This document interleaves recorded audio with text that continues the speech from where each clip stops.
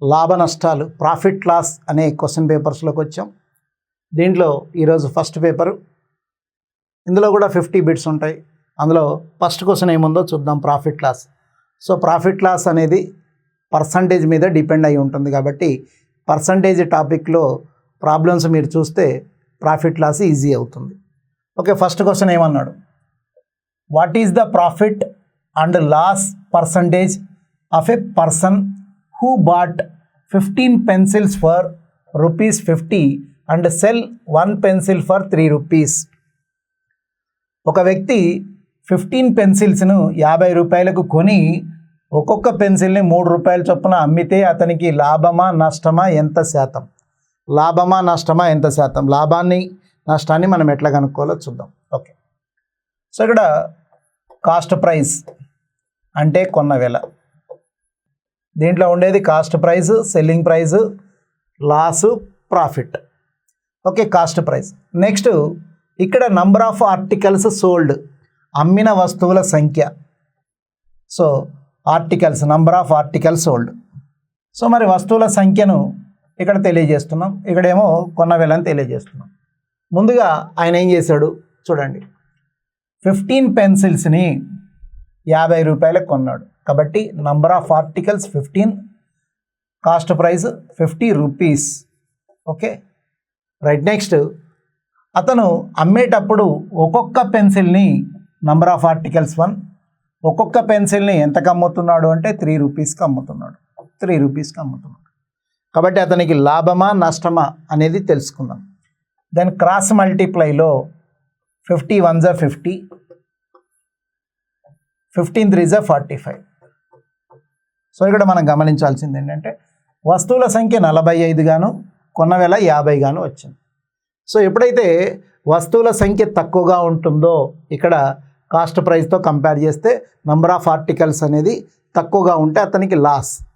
In case number of articles cost ప్రైస్తో పోల్చుకున్నప్పుడు ఎక్కువగా ఉంటే అతనికి ప్రాఫిట్. సో ఇప్పుడు అతనికి ఏమొచ్చిందంటే లాస్ వచ్చింది. ఎంత వచ్చిందో చూద్దాం. Then loss percentage is equal to loss by cost price into 100.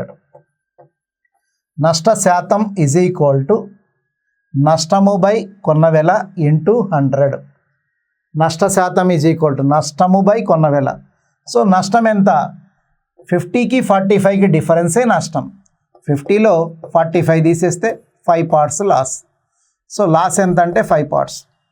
కాబట్టి లాస్ పర్సంటేజ్ కావాలి. లాస్ బై కాస్ట్ ప్రైస్ కొన్న వెల ఎంత? 50 ఇంటూ 100. 50 2 = 5 2 = 10%. సో ఆయనకి ఎంత లాస్ వచ్చిందంటే 10% లాస్ వచ్చింది. లాస్ పర్సంటేజ్ ఎంత అంటే 10%. నష్టం 10% వచ్చింది. Okay, second question. If A table is sold at discount of 10% on its advertised price and a profit of 25% on its purchase price is made. Okay, right, once again. If a table is sold at a discount of 10% on its advertisement price or marked price, printed price, labeled price అన్నీ ఒకటే. Okay, so advertisement price అన్నాడు. and a profit of 25% on its purchase price is made. Okay, what is the ratio of its purchase price to its advertisement price? Okay, so ఇక్కడ క్వశ్చన్లోకి వస్తే అతను కొన్న వెలకు తర్వాత market price అంటే ప్రకటన వెలకు గల భేదం ఎంతో కనుక్కోమన్నాడు. ఇక్కడ గమనించండి, ఒక టేబుల్ దాని ప్రకటన ధరపై 10% తగ్గింపుతో విక్రయించబడింది. ఓకే, మార్కెట్ ప్రైస్ ప్రకటన వెల మనకు తెలియదు. ఓకే, ప్రకటన వెల తెలియదు, దాన్ని ఇక్కడ 100గా అనుకోవాలి ప్రకటన వెల. సో ఒక టేబుల్ దాని ప్రకటన వెలపై 10% తగ్గింపుతో విక్రయించబడింది అంటే 10% దీని మీద డిస్కౌంట్ ఇచ్చారు అంటే ₹10 తగ్గింది. ఎంతకు అమ్మారు అంటే ఇది సెల్లింగ్ ప్రైస్, అమ్మిన వెల. ఇది ప్రకటన వెల, దాంట్లో 10% డిస్కౌంట్ ఇచ్చి అమ్మడం జరిగింది. అయితే ఇక్కడ ఏమంటున్నాడు, దాని కొనుగోలు ధరపై 25% లాభం పొందినట్లయితే, మరి 25% లాభం పొందినట్టుగా చెప్తున్నాడు. ఇప్పుడు కొనుగోలు ధరపై 25%, సో కాస్ట్ ప్రైస్. ఇప్పుడు కాస్ట్ ప్రైస్కి మనం ఏమనుకోవాలంటే, కాస్ట్ ప్రైస్ ఎప్పుడు కూడా 100% అనుకోవాలి. సో కాస్ట్ ప్రైస్ పైన ప్రాఫిట్ వస్తే యాడ్ చేసుకోవాలి, లాస్ వస్తే మైనస్ చేసుకోవాలి. ఓకే, కొనుగోలు ధరపై 25% లాభం పొందినట్లయితే, ఇప్పుడు దీనిపైన ఆయన ఏం చేశాడంటే 25% లాభం పొందినట్టుగా చెప్తున్నాడు కదా, అదేమవుతుంది 125% అవుతుంది. సో 125% 90 అయితే, 125% 90 అయితే అసలు కాస్ట్ ప్రైస్ ఎంత? అసలు కాస్ట్ ప్రైస్ ఎంత? కాస్ట్ ప్రైస్ 100% ఎంత? ఓకే, కాస్ట్ ప్రైస్ ఎంత? 100/125 into 90. So 25 4s 25 5s 5 18s 18 5s 72. Okay, 18 5s 72. అంటే ఇది కొన్న ధర ఎంత అంటే అసలు ధర 72 రూపాయలు. ఓకే, అసలు ధర 72 రూపాయలు. దాన్ని ఎంతకు అమ్మాడు అంటే సెల్లింగ్ ప్రైస్ 90 రూపాయలు. దానిపైన మార్కెట్ ప్రైస్ ఎంత అంటే 100 రూపీస్ వేసి. ఇప్పుడు మన క్వశ్చన్ ఏంటంటే, కొనుగోలు ధరకు దాని ప్రకటన ధరకు ఉండే భేదం. కొనుగోలు ధరకు ప్రకటన ధరకు అంటే కాస్ట్ ప్రైస్కి మార్కెట్ ప్రైస్కి ఉండే భేదాన్ని అక్కడ వాటి రెండిటికి ఏమంటాడంటే రేషియో కనుక్కోమంటాడు. కొనుగోలు ధర మరియు ప్రకటన ధరల నిష్పత్తి ఎంత? Okay, what is the ratio of it's purchase price to it's advertisement price? Okay, కొన్న ధరకు మరియు ప్రకటన ధరకు. కొన్న ధర కాస్ట్ ప్రైస్ అండ్ ప్రకటన ధర మార్కెట్ ప్రైస్, ఈ రెండింటికి ఉండే రేషియో అడుగుతున్నాడు. సో కాస్ట్ ప్రైస్ ఎంత 72, మార్కెట్ ప్రైస్ ఎంత 100, మార్కెట్ ప్రైస్ 100. మరి రెండు కూడా ఏ టేబుల్తో పోతాయి? మనకు 4 టేబుల్తో పోతాయి. 4 18s 4 25s. కాబట్టి రేషియో ఏమవుతుందంటే 18:25, 18:25 ఆన్సర్ అవుతుంది. Okay, right. The advertised price, so advertised price అన్నా మార్కెట్ ప్రైస్ అన్నా తర్వాత లేబుల్డ్ ప్రైస్ అన్నా అన్నీ ఒకటే అని చెప్తున్నాం. So the advertisement price of an article is 40% greater than its purchase price. Okay, purchase price means cost price. Cost price, cost price is always 100%. దానిపైన 40% rate పెంచి మార్కెట్ ప్రైస్గా వేశాడు. దానిపైన 40% రేటు పెంచి మార్కెట్ ప్రైస్గా వేశాడంట. Okay, the profit percentage made after giving a discount of 26%. So దీంట్లో 26% discount ఇస్తే, okay, మరి ప్రాఫిట్ పర్సంటేజ్ లాభన శాతాన్ని కనుక్కోమంటున్నాడు. Okay, so the profit percentage made after giving a discount of 26%.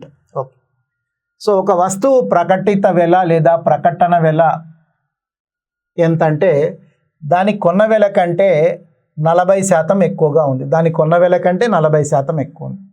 ఎంత శాతం ఇక్కడ హౌ మచ్ పర్సంటేజ్, ఎంత శాతం రాయితీ ఇచ్చినట్లయితే 26% లాభం వచ్చును. 26% లాభం రావాలి అంటే ఇక్కడ లాభం 26 రూపాయలు రావాలి 100కు. అప్పుడు ఇది ఎంత ఉండాలి? 126 ఉండాలి. లాభంతో కలుపుకొని 126, లాభం 26 రూపాయలు రావాలి. మరి 126 రావాలి అంటే 126 రావాలంటే అక్కడ మనం ఎంత తీసేయాలి? అక్కడ 14 తీసేయాలి. 14 తీసేస్తే కదా మనకి ఇక్కడ 126 వచ్చేది. మరి 14 తీసేయాలి అంటే ఎంత పర్సంటేజ్ అక్కడ మరి డిస్కౌంట్ ఇవ్వాలి అంటున్నాడు. ఓకే, చూడండి, ఎంత శాతం రాయితీ ఇచ్చినట్లయితే 26% లాభం వచ్చును. 26% లాభం వచ్చును. ఎంత శాతం తీసేయాలి అంటే ఇక్కడ 140లో 14 అనేది ఎంత శాతమో అంత శాతం తీసేయాలి. 14 రూపీస్ తగ్గిస్తే 126 వస్తుంది. మరి ఆ 14 రూపీస్ అనేది 140లో ఎంత పర్సంటేజ్? సో 14 రూపీస్ అనేది 140లో 10% కదా. సో ఎంత పర్సంటేజ్ అంటే 10%. 0 0 క్యాన్సల్, 14 14 క్యాన్సల్, 10%. ఎంత డిస్కౌంట్ వస్తే దానికి 26% ప్రాఫిట్ వస్తుందంటే 10% డిస్కౌంట్ ఇస్తే 10% డిస్కౌంట్ ఇస్తే అతనికి 26% ప్రాఫిట్ వస్తుంది. If a person buys 5 kg sugar at ₹15 per kg and another 7 kg sugar at 18 rupees per kg and another 8 kg sugar at 20 rupees per kg and he sells all three together at the what price to make profit of 20%. Okay, ఇక్కడ ఒక వ్యక్తి వ్యాపారి ఏం చేశాడంటే 3 రకాల చక్కెరలు తీసుకున్నాడు. Okay, పంచదార ధరలు 3 రకాలు వేరువేరుగా ఉన్నాయి. ఆ 3 రకాల పంచదారలను ఆయన అనుకున్న కేజీల చొప్పున తీసుకున్నాడు. తీసుకొని వాటిని అన్నిటినీ కలిపి అమ్మితే అతనికి 20% లాభం రావాలి. 20% లాభం రావాలి. అప్పుడు వాటిని మూడింటిని కలిపి ఎంత ధరకు అమ్మితే 20% లాభం వస్తుంది అని అడుగుతున్నాడు. ఓకే, సో చక్కెరను తీసుకున్నాడు 3 రకాలు. మొదటిది 5 kg, కేజీ 15 రూపాయలు చొప్పున. Okay, so kgs and rupees. మొదటిది ఎన్ని కేజీలు అంటే 5 kg. అమౌంట్ ఎంత అంటే కేజీ 15 రూపీస్, టోటల్ 75 రూపీస్. ఇది కాస్ట్ ప్రైస్ అంటాం, కొన్న వేళ 75 రూపీస్. తర్వాత నెక్స్ట్ సెకండ్ది 7 kg, కేజీ 18 రూపాయలు. 7 kgs into 18 rupees. Okay, so 7 18 18 7 126. Next 8 kgs for 20 rupees. 8 kgs for 20 rupees, total 160 rupees. ఇప్పుడు చూద్దాం ఆయన మొత్తం ఎన్ని కేజీలు కొన్నాడు అంటే 20 కేజీలు కొన్నాడు.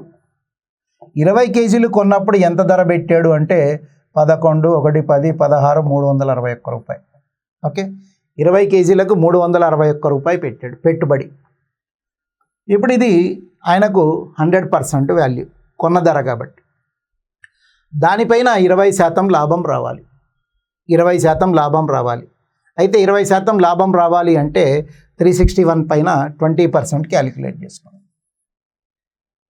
20% ఆఫ్ 360, 20% ఆఫ్ 360 బై ఎన్ని కేజీలు? 20 కేజీలు. ఆ 20% తీసుకొచ్చి కలిపి అప్పుడు 20 కేజీలు అంటే కేజీ ఎంత పడిద్ది అనేది మనం కనుక్కోవచ్చు. ఓకే, సో 0 క్యాన్సిల్ చేస్తే ఆడ 26% ఎంత అయితే 72 కలిపేయండి. టోటల్ ఎంత 2 13 432 రూపీస్ అవుతుంది. ఓకే, మొత్తం లాభంతో కలుపుకొని. ఇప్పుడు ఆయన 20 కేజీలు, ఇది సెల్లింగ్ ప్రైస్, అమ్మాల్సిన ధర, ఇది కొన్న వేళ 361. ఇప్పుడు 20 కేజీలు అమ్ముతున్నాడు. కేజీ ఎంత అమ్మితే అక్కడ మనకు లాభం 20% వస్తుంది. లాభం ఆల్రెడీ కలిపేసుకొని మనం లెక్క వేసుకుంటున్నాం, ప్రాఫిట్ కలిపేసుకున్నాం. కాబట్టి 432/20. ఓకే, సో మనం ఇక్కడ క్యాలిక్యులేట్ చేసేటప్పుడు 2 టేబుల్తో చేయండి. 2 10s, తర్వాత 2 2s, 2 16s, 216/10. 10లో 0 ఉంది కాబట్టి అప్పుడు ఒక డిజిట్ మూవ్ చేయండి. 21 రూపాయి 60 పైసలు అవుతుంది. సో అప్పుడు ఆయన 21 రూపాయి 60 పైసలు చొప్పున కేజీ అమ్మితే, 21 రూపాయి 60 పైసలు చొప్పున కేజీ అమ్మితే అతనికి కరెక్ట్గా లాభం 20% వస్తుంది. Okay, right. Next question. By selling a pen for 26 rupees A man losses 1/14. Okay, so he losses 1/14, 1/14 of what it's cost him. Okay, అతను కొన్న ధరలో 1/14 వంతు నష్టపోతాడు. ఎంత కమ్మితే? 26 రూపాయలకు అమ్మితే. The cost price of the pen is ఒక వ్యక్తి ఒక పెన్నును 26 రూపాయలకు అమ్మితే అతను కొన్న వేలలో 1/14 వంతు కోల్పోతాడు, అంటే నష్టపోతాడు. అయితే కొన్న వేల ఎంత? Okay, right. ఇక్కడ చూడండి ఎప్పుడు కూడా, సో మనకు కాస్ట్ ప్రైజు, ప్రాఫిట్, తర్వాత లాసు, సో సెల్లింగ్ ప్రైస్, ఈ 4 పదాలే ఇక్కడ రెగ్యులర్గా వస్తుంటాయి. ఓకే, సో మనకు selling price is equal to cost price plus profit. Okay, ఇక్కడ లాభం వస్తే కొన్న వెల ప్లస్ లాభం రెండు కలిపి మనం ఏం చేస్తామంటే అమ్మిన వెలగా రాసుకుంటాం. కొన్న వెల ప్లస్ ప్రాఫిట్ రెండు కలిపి మనం అమ్మిన వెలగా రాసుకుంటాం. ఓకే, ఇక్కడ ఆయన ఎంత కమ్మితే అన్నాడు అంటే 26 రూపాయలకు అమ్మితే, 26 రూపాయలకు అమ్మితే. ఓకే, సెల్లింగ్ ప్రైస్ 26 రూపీస్, 26 రూపాయలు. అయితే అట్లా అమ్మితే ఆయన నష్టపోతున్నాడు. ఎంత నష్టపోతున్నాడు అంటే మనకు 1/14 వంతు నష్టపోతున్నాడు. ఓకే, సో మరి సెల్లింగ్ ప్రైజు లాస్ వచ్చినప్పుడు ఏం చేయాలి? లాస్ వచ్చినప్పుడు లాస్ తీసుకుంటాం. ప్రాఫిట్ వస్తే కాస్ట్ ప్రైస్ ప్లస్ ప్రాఫిట్ రెండు కలిపితే సెల్లింగ్ ప్రైస్ వస్తుంది. మరి అదే లాస్కి వచ్చేసరికి ఏమవుతుందంటే కాస్ట్ ప్రైజ్లో అంటే కొన్న వెలలో నష్టాన్ని తీసేస్తే మనకు అమ్మిన వెల వస్తుంది. ఇప్పుడు ఎంత నష్టం అన్నాడు? 1/14 వంతు నష్టం. అది దాంట్లోనే క్లియర్గా ఉంది. 1/14 వంతు అంటే మీనింగ్ ఏంటంటే 14 భాగాల్లో ఒక భాగం నష్టపోతున్నాడు. 14 భాగాల్లో ఒక భాగం నష్టపోతున్నాడు. ఓకే, సెల్లింగ్ ప్రైస్ 14 భాగాల్లో ఒక భాగం నష్టపోతున్నాడు అంటే ఎన్ని భాగాలు అవుతుంది? 13 భాగాలు అవుతుంది. మరి 13 భాగాలకు 26 రూపాయలు అయితే మరి కొన్న వెల మనకు 14 భాగాలు కదా, కాస్ట్ ప్రైస్ 14 భాగాలు, 14 రెళ్ళు 28, 28 రూపీస్. 14 భాగాలకు 28 రూపాయలు. ఓకే, సో ఈ విధంగా క్యాలిక్యులేట్ చేసుకుంటాం. లాభం వస్తే ప్లస్, నష్టం వస్తే మైనస్. ఇక్కడ 1/14 అనే ఫ్రాక్షన్ వాడాడు కాబట్టి అప్పుడు 14 భాగాలు ఏంటంటే కొన్న వెల. ఈ ఒక భాగం ఏంటంటే లాభం అయితే లాభం కలుపుకోవాలి, నష్టం కాబట్టి మైనస్ చేసుకోవాలి. 14 భాగాలలో ఒక భాగం నష్టపోతున్నాడు కాబట్టి ఒక భాగం నష్టపోతున్నాడు అంటే 13 భాగాలు వచ్చింది. ఆ 13 భాగాలకు 26 రూపాయలు అయితే అప్పుడు ఒక్కొక్క భాగానికి 2 రూపాయలు. ఇప్పుడు కాస్ట్ ప్రైస్ 14 పార్ట్స్ కాబట్టి 14 2 28 రూపీస్ అవుతుంది. Okay, right.